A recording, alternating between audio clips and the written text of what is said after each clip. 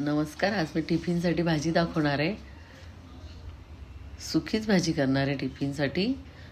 पत्ताकोबी अशी लांब आकारामध्ये बारीक अशी पातळ कापून घ्यायची आहे.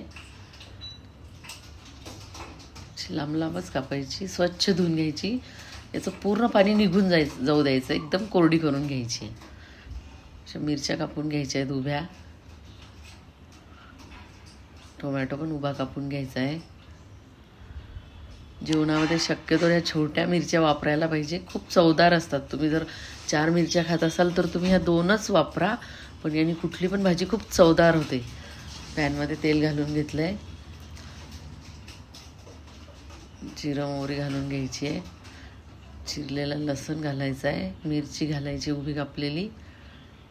टोमॅटो घालून घ्यायचा आहे. कोथिंबीर घालून घ्यायचं आहे आणि याला 1-2 मिनटं परतून घ्यायचं आहे. टोमॅटो थोडा मऊ झाला आहे, त्यात हळद घालून घ्यायची आहे. सगळं व्यवस्थित मिक्स करून घ्यायचं आहे. आता यात कोरडी केलेली पत्ताकोबी घालून घ्यायची. पत्ताकोबीला अजिबात पाणी राहू द्यायचं नाही, म्हणजे क्रिस्पी होते ती. कोरडी करून घेतली होती मी पूर्ण ही स्वच्छ धुवून. आता याला एकदा थोडंसं मिक्स करून घेते.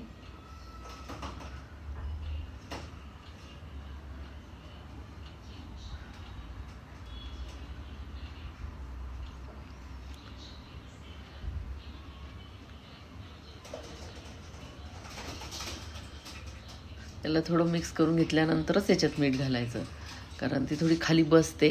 टाकल्या ती खूप फुललेली असते, त्यामुळे मिठाचा अंदाज येत नाही. म्हणून थोडंसं हलवून मगच मीठ घालायचं आहे आणि गॅस फुल ठेवायचा आहे, कारण याला पाणी सुटलं नाही पाहिजे. गॅस जर तुम्ही बारीक ठेवला तर याला पाणी सुटेल आणि ती अशी मिळमिळीत होईल. आपल्याला ही क्रिस्पी करायची आहे, त्यामुळे फुल गॅसवरतीच करायची. ही सगळं व्यवस्थित मिक्स करून घ्यायचं आहे. हळद मीठ वगैरे सगळं मिक्स करून घ्यायचं आहे. गॅस फुल ठेवायचा आहे आणि मध्ये मध्ये याला चेक करत राहायचं आहे. खाली लागली नाही पाहिजे, कारण याला पाणी नाही आहे, त्यामुळे खाली लागू शकते.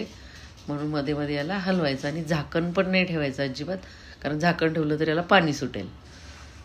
मस्त क्रिस्पी भाजी झाली आहे आपली. शिजली की नाही चेक करू. याला खूप शिजू पण नाही द्यायचं, ही थोडी कच्चीच छान लागते. खूप शिजली पत्ताकोबी तर अशी मिळमिळ पानचट लागते, त्यामुळे त्याला थोडी अर्धी कच्ची शिजवायची आहे आणि अशी क्रिस्पी करून घ्यायची आहे. कोथिंबीर घालून घ्यायची वरतून. तयार झाली आपली भाजी. मी काढून घेते. बघायला अजिबात पाणी सुटलं नाही आहे आणि अशी छान क्रिस्पी झालेली आहे.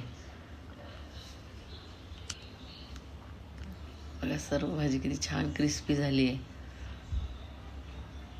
कोथिंबीर घालून घेतली आहे वरतून. टिफिनसाठी भाजी तयार.